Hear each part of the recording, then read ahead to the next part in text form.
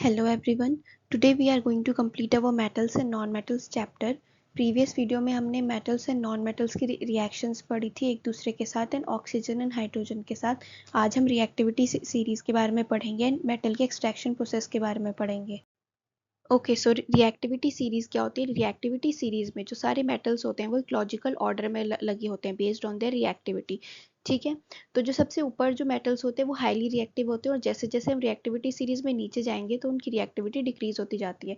ठीक है, जैसे पोटेशियम जो है वो सबसे टॉप पे होता है तो वो हाईली रिएक्टिव है एंड गोल्ड लीस्ट रिएक्टिव है. ठीक है, this series guides the extraction of the extraction methods and highlights the stability of the various metals in different environment. तो जो मेटल्स होते हैं उनकी रिएक्टिविटी के अकॉर्डिंग हम उनको एक्सट्रैक्ट करते हैं. जो हाईली रिएक्टिव मेटल्स होते हैं उनको एक्सट्रैक्ट करने का तरीका अलग होता है. जो मिडल सीरीज में होते हैं उनको एक्सट्रैक्ट करने का तरीका अलग होता है. तो रिएक्टिविटी सीरीज हमें हेल्प करता है कि हम ये जान पाए कि कोई मेटल कितना रिएक्टिव है और उसके अकॉर्डिंग हम उसके एक्सट्रैक्शन प्रोसेस को चूज कर पाए. तो चलो अब रिएक्टिविटी सीरीज देखते हैं.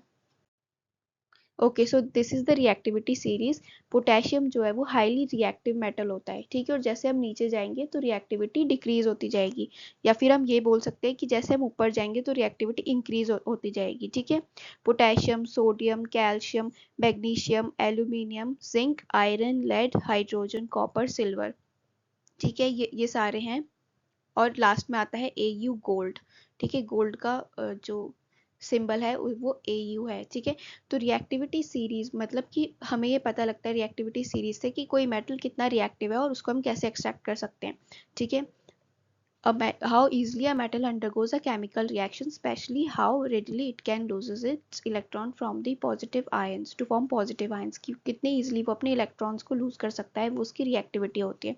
ठीक है, तो अब जो एलिमेंट्स जो होते हैं वो जो कम रिएक्टिव होते हैं उन्हें हम सिंपल मेथड से हम अलग कर सकते हैं उनके ओर्स से.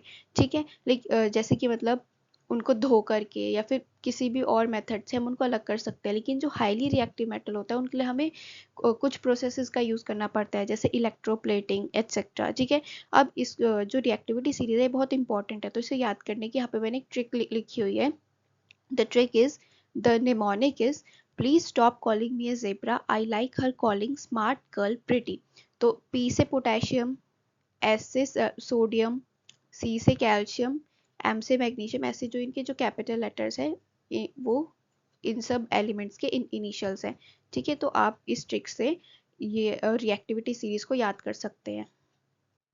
Okay, now the next topic is why do metals and non metals react. तो metals and non metals react करते हैं आयनिक कंपाउंड बनाने के लिए. ठीक है, अभी आयनिक कंपाउंड के बारे में हम नेक्स्ट स्लाइड में पढ़ेंगे. So metals and non metals react. एक minute. Metals and non metals react because they want to become stable. ठीक है, अब हमें इलेक्ट्रॉन्स के बारे में तो पता है, हमें वैलेंस शेल और नॉन वैलेंस शेल के बारे में पता है कि हर एक जो एलिमेंट होता है वो अपना ऑक्टेट कंप्लीट करना चाहता है. तो मेटल्स और नॉन मेटल्स इसलिए रिएक्ट करते हैं ताकि वो अपना ऑक्टेट कंप्लीट करके एक स्टेबल कंपाउंड बन सके. ठीक है, लाइक नोबल गैस की तरह वो स्टेबल बन सके. ठीक है, which have the full outer electronic shell. Noble gas की फुल आउटर इलेक्ट्रॉनिक शेल होती है तो वो भी अपना ऑक्टेट कंप्लीट करना चाहते हैं, इसलिए metals and non metals react करते हैं. Metals have the few electrons in their outer shell. Metals की जो आउटर शेल होती है उसमें कम इलेक्ट्रॉन्स होते हैं तो वो अपने इलेक्ट्रॉन्स को लूज करके पॉजिटिव आयंस में कन्वर्ट हो जाते हैं. ठीक है, वो कटायन बन जाते हैं. और जो नॉन मेटल्स होती है उनकी ऑलमोस्ट फुल आउटर शेल होती है तो वो इलेक्ट्रॉन्स को गेन करके नेगेटिव आयंस बन जाते हैं. मतलब मेटल्स से नॉन मेटल्स रिएक्ट करके सॉल्ट बनाते हैं. ठीक है, salt is a ionic compound. ये जो NaCl बना है इट्स एन आयनिक कंपाउंड. तो अब जो मेटल्स होते हैं वो अपने इलेक्ट्रॉन को लूज करना चाहते हैं और नॉन मेटल्स उनके इलेक्ट्रॉन को एक्सेप्ट कर लेते हैं तो वो साथ में मिलकर के बॉन्ड बना देते हैं. जैसे यहाँ पे Na plus plus Cl minus get converted into NaCl. तो यहाँ पे Na प्लस और Cl माइनस ऐसे बनेगा तो ये आयनिक कंपाउंड बन गया. ठीक है, तो वो अपना ऑक्टेट कंप्लीट करने के लिए एक दूसरे के साथ रिएक्ट करते हैं. अब यहाँ पे आयनिक कंपाउंड के बारे में बताया हुआ है. An ionic compound is formed when the metal reacts with non metal. ठीक है, जैसे हमने NaCl के बारे में पढ़ा था तो जिसमें एक कटायन और अनायन होता है. कटायन और अनायन जब मिल करके एक कंपाउंड बनाते हैं उसे आयनिक कंपाउंड बोलते हैं. ठीक है, अब हम प्रॉपर्टीज पढ़ लेते हैं आयनिक कंपाउंड की कि क्या क्या प्रॉपर्टीज होती है. तो आयनिक कंपाउंड का melting point and boiling point बहुत हाई होता है. ठीक है, बिकॉज अब उन्होंने अपना ऑक्टेट कंप्लीट कर लिया है, अब उनका बॉन्ड बहुत स्ट्रांग हो चुका है, तो अब उनके बॉन्ड को हिलाना मुश्किल हो जाता है, इसलिए उनका melting point and boiling point बहुत हाई हो जाता है। नेक्स्ट है कि वो सॉलिड होते हैं रूम टेम्परेचर पे। ठीक है, most of the ionic compound are crystalline in nature. Crystalline होते हैं वो, मतलब आयनिक कंपाउंड को अगर आप बीच में से काटोगे तो वो क्रिस्टल्स की तरह आपको दिखेंगे। ठीक है, थर्ड है they are soluble in water. जैसे हमने पिछले एग्जांपल में हमने सॉल्ट का एग्जांपल लिया था NaCl, तो वो वाटर में घुल जाता है, तो ये आयनिक कंपाउंड की प्रॉपर्टीज है। यहाँ पे आयनिक कंपाउंड की कुछ और प्रॉपर्टीज दे रखी है, जैसे कि जो आयनिक कंपाउंड होते हैं वो क्रिस्टल फॉर्मेशन करते हैं। पीछे भी हमने देख लिया था, पढ़ लिया था कि आयनिक कंपाउंड क्रिस्टल फॉर्म करते हैं। The next property is they do not conduct electricity in the solid form. जब वो सॉलिड फॉर्म में होते हैं तो वो इलेक्ट्रिसिटी को कंडक्ट नहीं करते, बिकॉज यहाँ इस पिक्चर में आप देख सकते हैं कि जो आयनिक कंपाउंड है उनके आयन्स इतने क्लोज हैं कि उनके बीच में कोई स्पेस ही नहीं है इलेक्ट्रिसिटी को कंडक्ट करने के लिए। ठीक है, तो वो सॉलिड फॉर्म में इलेक्ट्रिसिटी को कंडक्ट नहीं करते, लेकिन मॉल्टन फॉर्म में इलेक्ट्रिसिटी को कंडक्ट करते हैं। मॉल्टन फॉर्म में उनके जो कंपाउंड्स होते हैं वो लूज हो जाते हैं, आयंस लूज हो जाते हैं, और वो फ्रीली सॉल्यूशन में मूव कर सकते हैं, इसलिए वो इलेक्ट्रिसिटी को कंडक्ट करते हैं मॉल्टन स्टेट में। ठीक है, नेक्स्ट हम पढ़ेंगे एक्सट्रैक्शन प्रोसेस, कि ये जो सब हमने अभी ओर्स के बारे में पढ़ा उसको हम एक्सट्रैक्ट कैसे करते हैं। तो सबसे पहले ओर क्या होता है? ओर एक ऐसा पार्टिकल होता है जो कि हमें अर्थ से मिलता है, और उसके अंदर बहुत सारी इम्प्योरिटीज भी होती हैं। ठीक है, और मतलब जो भी चीज़ें जो हमें मिलती है, जो भी मेटल, वो हमें ओर फॉर्म में मिलता है। Ore is a mineral from which metal can be extracted profitably. ठीक है, एक ऐसा मिनरल जिसमें बहुत ज़्यादा अमाउंट का मेटल होता है उसे ओर बोलते हैं, और उसमें मेटल के साथ साथ बहुत सारी और चीज़ें होती हैं, जैसे कि गैंग पार्टिकल्स। गैंग पार्टिकल्स यानी कि जो गंदगी के जो पार्टिकल्स होते हैं, जो मिट्टी होती है, दैट इज गैंग पार्टिकल। तो उसे सेपरेट करने के लिए हम बहुत सारी मेथड्स का यूज़ करते हैं। अब जैसे पीछे हमने पढ़ा था कि मेटल की रिएक्टिविटी, तो अब हम यहाँ पे जानेंगे कि मेटल की रिएक्टिविटी इंपॉर्टेंट क्यों है पढ़ना। तो देखो, जैसे कि यहाँ पे हाई रिएक्टिव मेटल के लिए अलग एक्सट्रैक्शन प्रोसेस है, मीडियम रिएक्टिविटी वाले मेटल्स के लिए अलग एक्सट्रैक्शन प्रोसेस है, और लो रिएक्टिविटी वाले के लिए अलग एक्सट्रैक्शन प्रोसेस है। ठीक है, अब जो सबसे ज़्यादा लो रिएक्टिव मेटल्स होंगे, लो रिएक्टिव मेटल्स पे कौन कौन आते हैं? गोल्ड आता है। जो नीचे वाले जो एलिमेंट्स थे रिएक्टिविटी सीरीज में, वो लो रिएक्टिव थे। ठीक है, तो जो लो रिएक्टिव मेटल है उनका एक्सट्रैक्शन प्रोसेस क्या है? सबसे पहले उनका इलेक्ट्रोलिसिस करते हैं। मॉल्टन ओर को पहले मेल्ट किया जाता है, फिर उसका हम इलेक्ट्रोलिसिस करते हैं। ठीक है, इलेक्ट्रोलिसिस के बारे में हम आगे पढ़ेंगे कि क्या एक्सट्रैक्शन प्रोसेस है। ठीक है, यहाँ पे इलेक्ट्रिसिटी का यूज करके उसमें से जो इम्प्योरिटीज है उनको हटाया जाता है, तो इलेक्ट्रोलिसिस यूज करते हैं हम। फिर उसके बाद हमें प्योर मेटल मिलता है। ठीक है, और ऐसा हम बार बार करते जाते हैं जब तक हमें एकदम प्योर मेटल नहीं मिल जाता। ठीक है, नेक्स्ट है मीडियम रिएक्टिविटी का। तो मीडियम रिएक्टिविटी के जो मेटल्स होते हैं उनको हम दो टाइप से हम उनको एक्सट्रैक्ट कर सकते हैं, एक कैल्सिनेशन से और एक रोस्टिंग से। ठीक है, जो कार्बोनेट ओर्स होते हैं, यानी कि जिसमें कार्बन होगा, उसको हम कैल्सिनेशन से हम सेपरेट करेंगे। ठीक है, और जो सल्फाइड ओर होगा जिनमें, उनको हम रोस्टिंग से सेपरेट करेंगे। कैल्सिनेशन और रोस्टिंग क्या होते हैं हम आगे पढ़ेंगे। एक में ऑक्सीजन की प्रेजेंस में हम ओर को हीट करेंगे, और एक में हम ऑक्सीजन की एब्सेंस में, यानी कि एकदम वैक्यूम में ओर को हीट करेंगे। ठीक है, तो फिर हमें मेटल ऑक्साइड मिलेगा, और मेटल ऑक्साइड का रिडक्शन करके हमें प्योर एलिमेंट मिल जाएगा, प्योर मेटल मिल जाएगा। ठीक है, और जो हाईली रिएक्टिव मेटल होते हैं उनका हम पूरा इलेक्ट्रोलिसिस करते हैं, फिर हमें प्योर मेटल मिलता है। ठीक है, तो अब हम पढ़ेंगे एक एक करके कि ये जो अलग अलग रिएक्टिविटी वाले मेटल्स हैं इनको सेपरेट कैसे किया जाता है।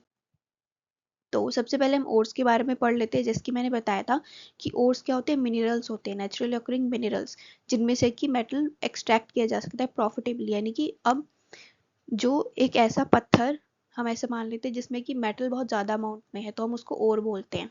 ठीक है, each metal has specific ores associated with it, like bauxite for aluminium, haematite for iron, ये इनके ओर्स हैं।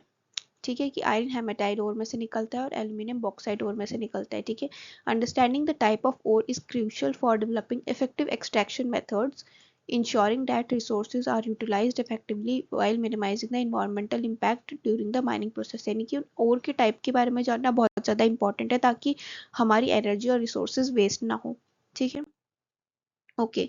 सो high, medium and the low reactive metals, ये हमने पीछे भी पढ़ लिया था कि रिएक्टिविटी क्या होती है मेटल्स की, वही बताया गया है यहाँ पे कि metals are categorised based on their reactivity. High reactivity typically includes alkali and alkaline earth metal. High reactive metal में अल्कली और एल्कलाइन अर्थ मेटल्स आते हैं, जो कि which can easily react with water and acids. तो इनको separate करने में हमें बहुत मतलब इनको बहुत केयरफुल हमें सेपरेट करना होता है, क्योंकि वाटर से भी रिएक्ट कर जाते हैं, ठीक है। और मीडियम रिएक्टिविटी में आते हैं आयरन एंड जिंक, जिनकी मॉडरेट रिएक्टिविटी होती है। तो इनको बेसिकली इलेक्ट्रोलिसिस के प्रोसेस से सेपरेट कैल्सिनेशन एंड रोस्टिंग से सेपरेट किया जाता है, जिसके हमने पढ़ा था। एंड जो लो रिएक्टिव मेटल्स होते हैं जैसे कि गोल्ड एंड प्लेटिनम, उनको हम कैसे सेपरेट करते हैं, जो कि ज्वेलरी बनाने के काम आते हैं, are less likely to react, making them ideal for the jewelry and the electric components। तो इनको सेपरेट करने का प्रोसेस जो होता है वो अलग होता है, कि इनको हम मतलब नॉर्मल सेपरेशन मेथड से हम एक हमारा मैग्नेटिक सेपरेशन मेथड होता है उससे भी हम इनको सेपरेट कर सकते हैं, ठीक है। क्योंकि ये लेस रिएक्टिव मेटल होते हैं इसलिए ज्वेलरी बनाने के काम आते हैं, ठीक है। अब हम पढ़ेंगे लो रिएक्टिविटी मेटल्स के बारे में, ठीक है। तो जो लो रिएक्टिविटी मेटल्स होते हैं वो कहाँ पे होते हैं, वो रिएक्टिविटी सीरीज के एकदम बॉटम में जो एलिमेंट्स होते हैं, जैसे कि गोल्ड प्लेटिनम, ये सब जो होते हैं जो ज्वेलरी बनाने का काम आते हैं, सिल्वर गोल्ड प्लेटिनम, ये सब लो रिएक्टिविटी मेटल्स होते हैं। तो इनको हम सेपरेट कैसे करते हैं, ये बहुत अनरिएक्टिव होते हैं, जिसकी हमने पीछे भी पढ़ा था कि ये अनरिएक्टिव होते हैं। The oxides of these metals can be reduced to metals by heating alone, यानी कि हीट करके, मतलब इनका जो ओर है उसको हीट करके उसकी इम्प्योरिटीज जो है वो सेपरेट हो जाती हैं, ठीक है। इम्प्योरिटीज अलग हो जाती है और हमें प्योर मेटल मिल जाता है, ठीक है। For example cinnabar HgS is an ore of mercury, ठीक है। मर्करी का सिंबल हमारे पास क्या होता है, Hg होता है, ठीक है। तो HgS जो है वो यानी कि इसके साथ सल्फाइड मिला हुआ है, तो HgS और है सिनेबार, ये और है मर्करी का। When it is heated in the air first it is converted into mercuric oxide and mercuric oxide is then reduced to the mercury in the further heating. तो इस रिएक्शन में आप देख सकते हैं कि ये सबसे पहले उसका और है HgS, इसको हमने ऑक्सीजन की प्रेजेंस में हीट किया, तो ये SO2 अलग हो गया, ठीक है। और हमारे पास बच गया HgO। अब इस HgO को आगे रिडक्शन करके हमें क्या मिल जाएगा, प्योर Hg, ठीक है। ओके सो अब मीडियम रिएक्टिविटी मेटल्स के बारे में बात करते हैं, जिनकी रिएक्टिविटी मीडियम होती है। तो जैसे कि हमने मतलब पिछली वाली स्लाइड में हमने पढ़ा था कि जो मीडियम रिएक्टिव मेटल्स होते हैं उनको हम दो टाइप से सेपरेट करते हैं। कौन से दो टाइप थे, वो एक था कैल्सिनेशन, ठीक है, कैल्सिनेशन था एक, और दूसरा था रोस्टिंग, ठीक है। तो ऐसे ही since these metals are less reactive than carbon, they can be extracted from their ores by chemical reduction using the carbon and carbon monoxide, ठीक है। कार्बन और कार्बन मोनोऑक्साइड का यूज करके हम इनको सेपरेट कर सकते हैं।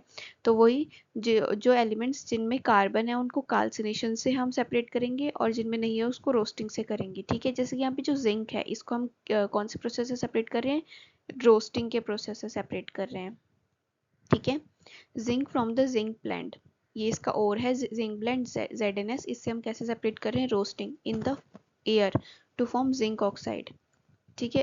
ये रोस्टिंग जो होता है वो एयर की प्रेजेंस में होता है और कैल्सिनेशन एयर की एब्सेंस में होता है, ठीक है। तो ZnS को ऑक्सीजन की प्रेजेंस में जब हम हीट करेंगे तो हमारे पास जिंक ऑक्साइड मिल जाएगा, और SO2 जो है वो गैस है वो सेपरेट हो जाएगी, ठीक है। SO2 गैस है वो सेपरेट हो जाएगी, हमारे पास ZNO मिल जाएगा। फिर ZNO को हम रिडक्शन कर देंगे उसका, यानी कि उसमें से हमें ऑक्सीजन हटाना है, हमें तो प्योर जिंक चाहिए, तो हमें जब ऑक्साइड मिल जाएगा तो हम उसका रिडक्शन कर देंगे, ठीक है। अब कैल्सिनेशन के बारे में भी ओके सो कैल्सिनेशन एक ऐसा प्रोसेस है जिसको हम in the absence of oxygen करते हैं, यानी कि ऑक्सीजन के बिना जब हम किसी चीज को हीट करते हैं, डेट इज कैल्सिनेशन, ठीक है। In the it is a process of heating a metal और इन द एब्सेंस और लिमिटेड सप्लाई ऑफ एयर, ठीक है। जैसे कि ZnCO3 उसको जब हम ऑक्सीजन के बिना जब हम हीट करेंगे तो वो जिंक ऑक्साइड बन जाएगा, और कार्बन डाइऑक्साइड इसमें से जो गैस है वो मतलब इमिट होगी, ठीक है। और फिर जो जिंक ऑक्साइड है उसका हम रिडक्शन कर देंगे, ठीक है। तो अलग अलग जो मेटल्स हैं, अलग अलग जो मेटल्स हैं वो उनके अलग अलग ओर्स के लिए हम अलग अलग मेथड यूज करते हैं, ठीक है। तो जिंक को हम कैल्सिनेशन से भी सेपरेट कर सकते हैं और रोस्टिंग से भी सेपरेट कर सकते हैं। कैल्सिनेशन हम कब करते हैं, जब किसी भी कंपाउंड में कार्बन होता है तब हम कैल्सिनेशन करते हैं। यहाँ पे जिंक कार्बन के साथ है तो हम क्या करेंगे, calcination in the absence of oxygen उसे हीट करेंगे। और यहाँ पे जिंक के साथ सल्फर है। अब हमने जब सबसे पहले जो पढ़ा था ओर्स को किस किस टाइप से सेपरेट किया जाता है, वो वाला जो हमने चार्ट पढ़ा था उसमें हमने यही देखा था कि जिसके साथ सल्फर होता है उसको रोस्टिंग करते हैं, यानी कि जो अपने सल्फाइड और में होता है ना उसको रोस्टिंग करते हैं, वो रोस्टिंग प्रोसेस के थ्रू हम उसे ऑब्टेन करते हैं। रोस्टिंग मतलब heating in the presence of oxygen. ठीक है, यहाँ पे जिंक सल्फर के साथ है इसलिए हम यहाँ पे रोस्टिंग कर रहे हैं, यानी कि हीट सॉरी ऑक्सीजन की प्रेजेंस में हम उसको हीट कर रहे हैं। और अगर कार्बन है तो हम कैल्सिनेशन कर रहे हैं। ठीक है, जहाँ पे कार्बन होगा वहाँ पे कैल्सिनेशन करेंगे, और जहाँ पे सल्फाइड और के साथ होगा कोई मेटल तो हम उसे रोस्टिंग के थ्रू हम ऑब्टेन करेंगे उसका जिंक ऑक्साइड। और एक बार हमें ऑक्साइड मिल जाता है तो उसके बाद हमें इसका रिडक्शन ही करना होता है। ठीक है, रिडक्शन करके हमें प्योर जिंक मिल जाता है। ठीक है, ओके, अब हम पढ़ेंगे कि हाईली रिएक्टिव मेटल्स जो होते हैं उनको हम कैसे सेपरेट करते हैं। तो अब हाईली रिएक्टिव मेटल्स को हमें बहुत केयर के साथ उन्हें हैंडल करना पड़ता है, बिकॉज वो पानी के साथ भी रिएक्ट कर जाते हैं कभी कभी। ठीक है, the metals high up in the reactivity series are highly very reactive. They can not be obtain from the compounds by heating with the carbon. मतलब हम उन्हें हीट करके ऑब्टेन नहीं कर सकते क्योंकि वो बहुत रिएक्टिव होते हैं। This is because these metals have more affinity for oxygen than carbon, यानी कि वो ऑक्सीजन के साथ बॉन्ड बना करके वो कुछ अलग एलिमेंट बना लेंगे। ठीक है, these metals are obtained by electrolytic reduction, इसलिए इनके लिए हम इलेक्ट्रोलिटिक रिडक्शन प्रोसेस का यूज करते हैं। जैसे कि सोडियम, मैग्नीशियम, कैल्शियम, ये सब जो चीज़ें हैं इनको हम इलेक्ट्रोलिटिक रिडक्शन के थ्रू ऑब्टेन करते हैं। इलेक्ट्रोलिटिक रिडक्शन में क्या होता है, ये यहाँ पे जो डायग्राम बना हुआ है इलेक्ट्रोलिटिक रिडक्शन का है, जिसमें कि एक एनोड होता है जो नेगेटिवली चार्ज होता है, और कैथोड सॉरी एनोड होता है जो पॉजिटिवली चार्ज होता है, और कैथोड जो होता है वो नेगेटिवली चार्ज होता है। ठीक है, यहाँ पे एक बैटरी लगाई जाती है, करंट पास किया जाता है, जिस जो एनोड जो होता है वो थिन होता चला जाता है और कैथोड जो होता है वो थिक होता चला जाता है। ठीक है, तो ऐसे करके, और यहाँ पे देखो इम्प्योरिटी उसकी अलग होती जाती है। ठीक है, तो अभी हम इसके बारे में अभी हम आगे बढ़ेंगे। इलेक्ट्रोलिटिक रिडक्शन, तो हाईली रिएक्टिव मेटल्स को इलेक्ट्रोलिटिक रिडक्शन से सेपरेट। अब रिफाइनिंग ऑफ द मेटल्स, जो मेटल्स हमें ऑब्टेन हुए हैं चाहे हमने किसी भी प्रोसेस से उनको ऑब्टेन किया हो, उनको हम कैसे रिफाइन करेंगे, यानी कि उनकी इम्प्योरिटीज हम कैसे हटाएंगे। Refining of the metals produced by the various reduction process described above are not very pure, यानी कि उनके साथ फिर भी थोड़े बहुत इम्प्योर पार्टिकल्स होंगे, उनके साथ गैंग पार्टिकल यानी कि मिट्टी वगैरह होगी, तो हम उसको हम कैसे सेपरेट करेंगे, उसके लिए हम इलेक्ट्रोलिटिक रिफाइनिंग का यूज करते हैं। ठीक है, इलेक्ट्रोलिटिक रिफाइनिंग में यहाँ पे हमने कैथोड लिया है। कैथोड जैसे कि मैंने आपको बताया था नेगेटिवली चार्ज होता है और एनोड पॉजिटिवली चार्ज होता है।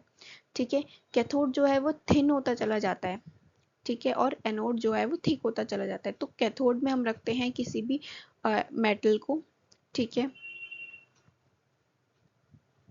और ये प्योर कॉपर को हम रख रहे हैं कैथोड में और इम्प्योर कॉपर को एनोड में रख रहे हैं।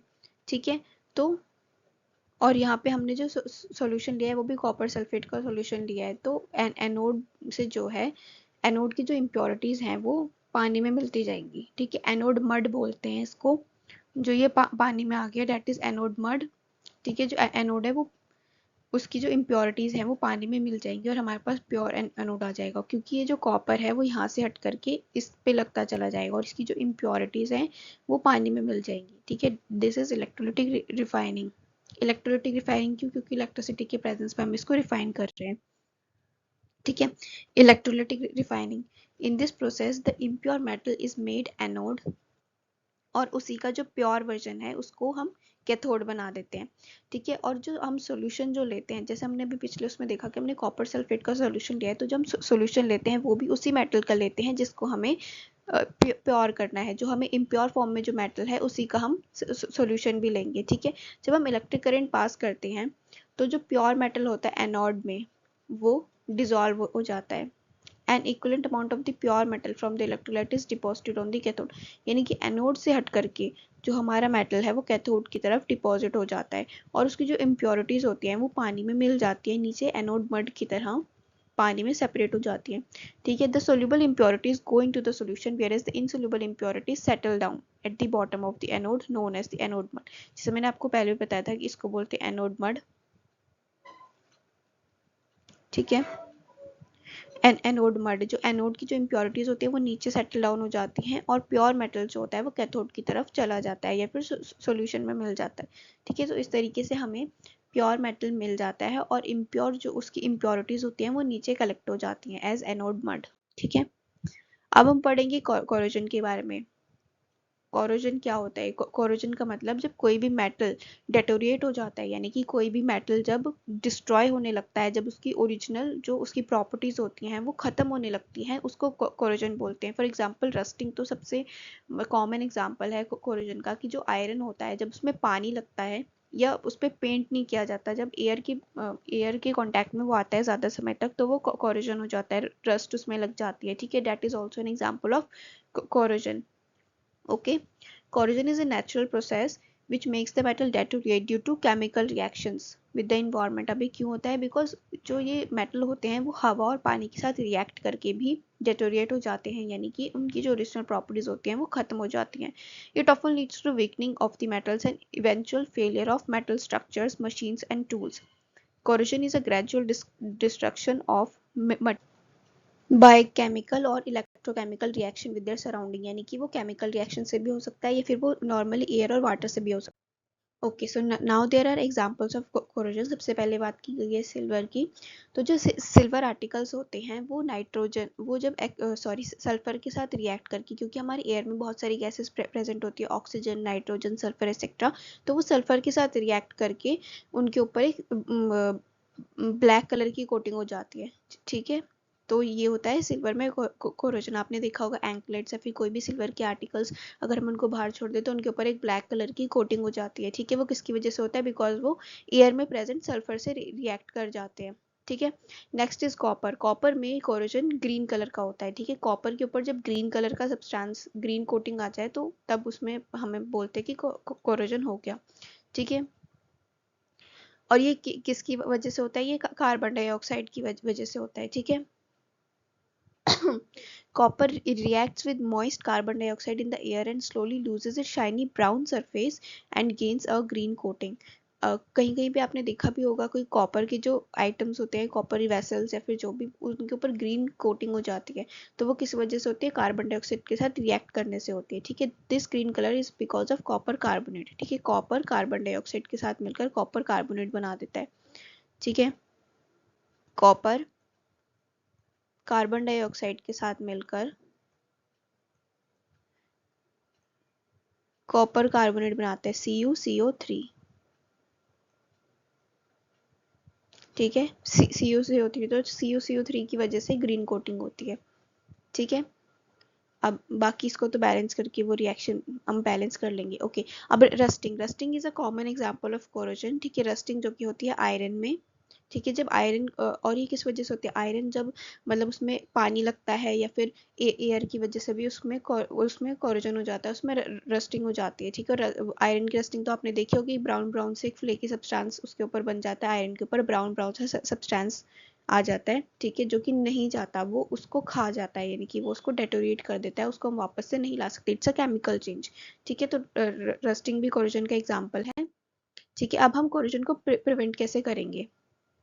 तो the rusting of an iron can be prevented by painting. ये तो हमें पता ही है कि पेंट करना तो सबको पता ही होगा कि जो आयरन के आर्टिकल्स हैं उनको पेंट किया जाता है ताकि वो कोरोजन से बच सके। ठीक है, और ग्रीजिंग भी सबने देखी होगी, साइकिल्स की चेन पे या फिर मोटरसाइकिल्स में ग्रीस किया जाता है ताकि एक तो सबसे पहले फ्रिक्शन से वो बच सके, कि उनके बीच में फ्रिक्शन कम हो, और दूसरा वो रस्टिंग से बच सके। ठीक है, थर्ड गैल्वेनाइजेशन। गैल्वेनाइजेशन में क्या होता है कि जैसे जिंक की कोटिंग होती है आयरन के ऊपर, की मतलब जो एक जो सब्सटेंस है उससे ज़्यादा रिएक्टिव सब्सटेंस हम उसके ऊपर कोट कर देते हैं। ठीक है, कि मतलब अगर रस्टिंग होगी तो उसी सब्सटेंस की होगी जो ऊपर है, नीचे वाला सब्सटेंस बचा रहेगा। ठीक है, ऐसे ही क्रोम प्लेटिंग है जिसमें कि क्रोमियम की प्लेटिंग होती है। ठीक है, क्रोमियम की लेयर उसमें चढ़ाई जाती है किसी भी सब्सटेंस के ऊपर।